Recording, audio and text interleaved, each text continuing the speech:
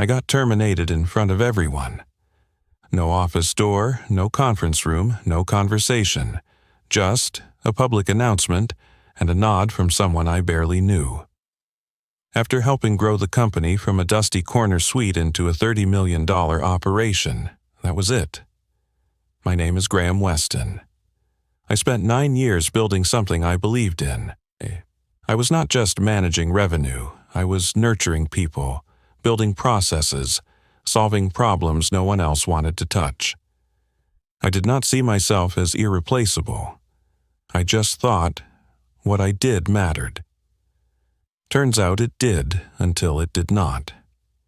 It started like most Mondays. I arrived a little earlier than usual because I had a presentation to finish. Q4 projections. We were beating every target by a comfortable margin. New contracts had landed in procurement over the weekend. Things were moving. Fast. I remember glancing at the glass walls of the executive wing. Something felt off.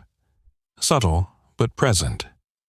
Like walking into a room a few seconds after someone said your name. About 20 minutes later, I got a calendar invite. Company-wide meeting. Immediate attendance required. That was not unusual. We had impromptu updates all the time, especially since the new CEO took over. The timing? That was unusual. The room filled slowly. Some folks were smiling, others seemed confused.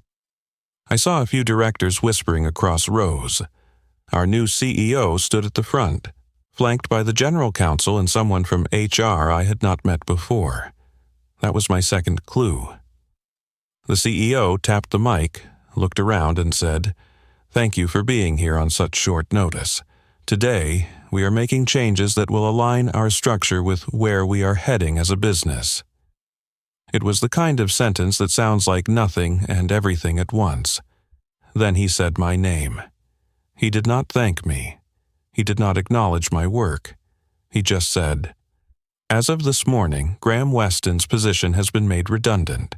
We appreciate the time he has spent here." That was it. Just those words. Then silence. I did not speak. I did not want to give them a show. I stood up, buttoned my jacket, nodded at a few people who could not quite meet my eyes, and walked out. I left my laptop on the table. It did not feel like mine anymore. I got to the parking garage before anyone followed me. I sat in the car for maybe 10 minutes, not angry, just processing. The suddenness of it, the way it was delivered. Like I was a line item on a spreadsheet they forgot to delete last quarter. Later that day, I got an email from HR confirming my transition. No severance, no thanks, no explanation. But here is the thing they did not know. What I built was not just revenue, it was trust with our clients, with vendors, with partners who picked up the phone when I called, not because of my title, but because they knew I would not waste their time. The company's success was not just a result of strategy decks and reorg slides. It was the hours spent fixing back-end systems that kept crashing, the late-night emails to legal when a contract deadline slipped, the 5-person engineering team I convinced to stay when they were ready to walk, back when we could not afford payroll more than 2 weeks in advance.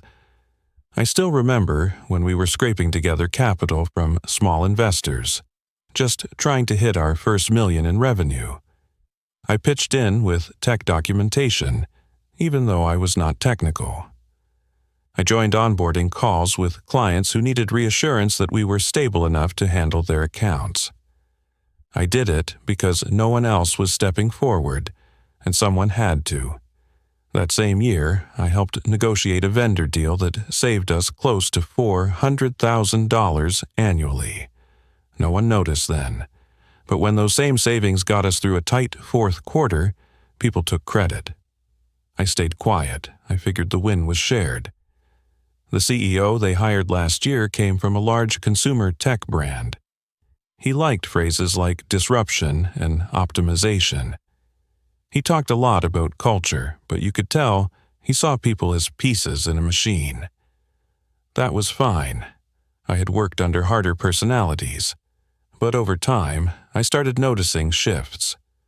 Contracts were being renegotiated without consulting the teams that used them. Decisions were being handed down from strategy instead of surfaced from experience. The meetings changed. Less problem-solving, more positioning. About 2 months before I was terminated, I submitted a report outlining revenue forecasts and internal churn risks. It was detailed. I flagged certain product delivery gaps that would impact 2 of our largest accounts within 6 months if we did not act. I received no feedback. But I did notice the following week that parts of my report were being quoted by someone else. Someone who had only been in the company 3 months. The language was familiar. Word for word in some sections. Still, I said nothing. Maybe I should have. What I had not realized was that I had quietly become a threat. Not because I was loud, not because I resisted change, but because I had context, history. I remembered what we promised when we signed those first clients. I remembered the people who gave us second chances when we missed deadlines. And that sort of memory is not always welcome when new leadership wants to erase the past and claim the future. My firing was not about performance. It was about presence. They wanted a clean slate, a new narrative. I did not fit in it. So I was removed, neatly, quickly. But what they overlooked was this. Business is not just momentum, it is memory. And memory lives in people. 2 days after I was let go, I received a call from a client I had worked with for nearly 8 years. They had heard. Not from me, I had said nothing publicly, but word travels fast. He asked me if I was okay. I said yes. Then he asked if I would be open to consulting on a short-term project they had coming up. Something similar to the work I used to do with them, only more flexible. That was the first call. By the end of the week, I had 4 more. Not job offers, conversations. People asking if I was available. People remembering. What they did not understand when they let me go in front of the entire company was this. I never needed a title to be valuable. What I needed was space to work without politics, to solve problems without stepping around egos. So I started taking those calls. Carefully, quietly. I wrote everything down. I asked questions. I listened. And slowly, something started taking shape, something I had not planned. But something that felt for the first time in a long while like mine. I did not have a grand plan. I did not leave that parking garage thinking I would start something new. I just wanted to sleep without my phone buzzing at 2 a.m. or the weight of carrying an entire department on my back while smiling through someone else's presentation. But those 5 calls, they changed something. Not overnight. But enough that I stopped looking at my firing as a door closing and started seeing it as a room I had been locked in for too long. I spent the next 2 weeks doing something I had not done in years. Nothing. No meetings, no strategy decks, no KPI reports. Just time. I walked every morning, sat in the same corner cafe each afternoon, sketching out notes in a blank notebook. No logo, no mission statement. Just problems I knew existed, real problems, and the ways I used to fix them. And the more I wrote, the more I realized how rare it was to find real solutions in the noise of corporate spin. So I went back to those 5 people who had reached out after I got terminated. Not to pitch, not to ask for anything, just to talk. I asked about what was not working, what they wished they could change, what made their team stall. One conversation stood out. It was with someone I had worked with back when we barely had a product. They said something I could not forget. Every time we got stuck, your name came up. You were the only one who didn't make things harder. That hit me harder than the day I got fired. Because it was simple, honest, no buzzwords. That is when I decided I was not going to look for another job. I was going to create something instead. Not a company in the traditional sense, No VC deck, no launch party. Just a structure where I could work with the kind of people who valued clarity, speed, and integrity. A small consultancy, if you had to give it a name. One that worked quietly behind the scenes, solving the problems bloated orgs kept creating for themselves. I filed the LLC under the name Northvale Advisory. A quiet name, no ego in it, just direction. The first project came from one of those initial 5 conversations. A logistics firm had been struggling to align their systems after acquiring a smaller competitor. Everyone had data, but no one had insight. Departments were working in silos, and $1 million in projected savings had already evaporated. I did not send a proposal. I asked for 2 days to review what they had, then gave them a 2-page brief with recommendations. It was not flashy, but it was clean, practical. They hired me on the spot. That was the beginning. Within 3 months, I had 5 steady clients. Word spread. Quietly, like it always does. And here's the part that still stuns me. 3 of those clients had previously worked with the same company that terminated me, the same place I had helped grow to $30 million in revenue. But they were no longer happy. They said something had changed. Too much churn, too many hands in the process, not enough accountability. One of them told me flat out, "It is not the same without you. They act like they know what we need, but no one listens." I never asked why they left that company. I just listened and kept my head down. But I knew. What they did not realize when they let me go, publicly, without dignity, was that they also let go of the relationships, the trust, the quiet fixes behind the curtain that kept things running. They did not just cut a salary, they unplugged the part of the system that made people feel heard. I never advertised. I never posted anything online about getting fired. No long rants, no dramatic posts, just silence.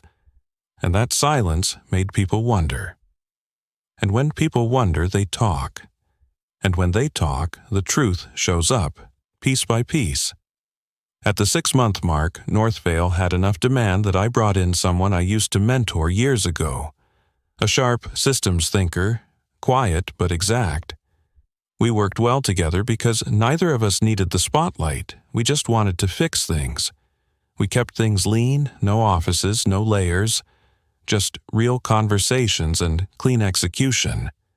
And yet, it kept growing. By the end of that year, we had worked with 12 clients, all word of mouth, and of those 12, 5 had quietly moved their accounts away from my former company. Not because I asked them to, I never even brought it up, but because they noticed. They saw the difference between noise and precision, between branding and trust, and it started to get back to the old company. I got a message on LinkedIn from someone still on the inside, a former colleague who had always been straight with me. He said the mood had shifted, that the new leadership had started scrambling. Clients were asking questions.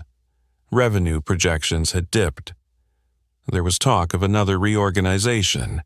Then he said something I had not expected. They have started bringing up your name in meetings, not officially, just whispers, trying to figure out what went wrong. I told him what I knew. I had not poached anyone. I had not burned bridges. I had just kept doing the work. And the truth is, most people do not leave companies because of price or contracts. They leave because the relationship becomes transactional, because they stop being heard. That is what happened.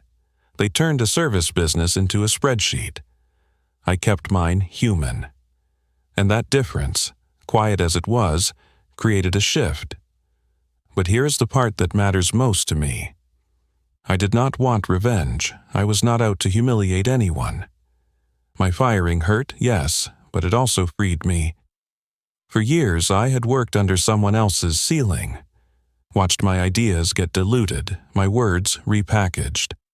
I had accepted that as part of the game, until the day they ended it for me. And by doing so, they did me the biggest favor of all. They made me start over, on my terms. And what happened next, even I did not see coming. It was subtle at first. A few forwarded emails from old contacts. "Hey, I heard you're working independently now." Or, "Someone mentioned you solved a similar problem for them. We should talk." I kept it simple, honest. No pitch decks, no fluff, just, "Let me take a look and tell you if I can help." But behind the scenes, something more interesting was unfolding. One of the clients I had worked with years ago, back in the early growth phase of my former company, reached out. They were scaling aggressively and needed a ground-up rebuild of their internal platform. When they found out I was available, they pulled the trigger fast. They brought me in not as a vendor, but as someone who would sit in on high-level strategy calls. Their internal team remembered how I worked, the way I translated problems into clean execution. No overpromising, no jargon, just results. Within 2 weeks, I was in rooms I had not been invited to in years. Not because of politics, but because I had earned trust. That was the real shift. I was not building a business out of anger. I was building something out of clarity. Every project became an exercise in simplicity. The fewer moving parts, the better. That clarity started to attract the kind of clients who were tired of bloat, tired of being sold solutions before anyone asked the right questions. I started getting calls from companies I had never worked with before, but they all said the same thing. Someone we trust told us you don't waste time. One morning, just over a year after being terminated, I got a message that stopped me mid-coffee. It was from one of the executive assistants at my old company, someone who had quietly kept things together long before the new regime arrived. Her message was short. "Your name came up again. Thought you should know. They are bringing in external consultants now. Heard they are trying to reverse some of the changes." I sat with that for a long moment. Not because I was angry, I was not. In fact, I felt nothing, just clarity. The system I had helped build, the infrastructure, the client trust, the way we responded to problems fast and without ego, it had all quietly unraveled the moment they tried to replace people with processes, and now they were trying to buy back what they had lost. But trust is not a line item. You cannot invoice for it. You earn it slowly. You lose it fast. A month later, another message landed. This time from someone higher up, one of the few people who had been there since the early days. "Would you be open to a conversation with our board?" That one made me pause. Not because I was tempted, but because of what it implied. They were circling back. Quietly, carefully. Hoping I would forget how they handled things. Hoping time would smooth over what they did in front of a room full of employees. Hoping I was still the same person they could pull strings with. But I was not. I never responded. Because by then, Northvale had its own rhythm. We were working with companies across 3 industries. Our model was built around precision. No account managers, no fluff, just direct access to problem solvers. Clients loved it. Not because it was flashy, but because it worked. And the best part? I had built it without compromise. No inflated titles, no committee-driven delays. Just a team of people who cared more about results than politics. There was a moment that really put it all in perspective for me. I was walking into a quiet meeting room in a modest, co-working space. No glass towers, no marble lobbies, just a table, 4 chairs, and a whiteboard. Across from me sat a team I had never worked with before. Mid-sized business, family-owned. They had been burned by 3 different firms in 18 months. Overbilled, overcomplicated, underdelivered. I listened, took notes. Then ask the same question I always do. What is the one problem that is keeping you up at night? The room went still. Finally, the founder leaned forward and said, "No one has asked us that before." That was the moment I knew we were doing something right. Because when you strip away the noise, business is simple. People want to be heard. They want real problems solved. They want someone in the room who does not need to be the loudest, but who always shows up when it counts. That was my edge. That was the part they never understood when they fired me. You can take away a title. You can take away a seat at the table. But you cannot take away someone's reputation for showing up again and again when it matters. And that is what I had built my name on. As the second year rolled in, something unexpected happened. A firm I had never heard of reached out. They had seen our work through one of our logistics clients, said they were consolidating vendor relationships and wanted us on a long-term contract. It was sizable, quietly life-changing. The kind of deal that allows you to be selective going forward. We signed it, no pitch, no pressure. Just a quiet handshake and a mutual respect for how we did things. And that was the moment I realized, getting fired in front of everyone? It was not my ending, it was my turning point. They thought they were closing a chapter, but they were handing me a blank page. I filled it on my terms. No noise, no bitterness, just clarity. And in the end, they were right about one thing. I no longer belonged in that room. Because I was meant to build something better outside of it.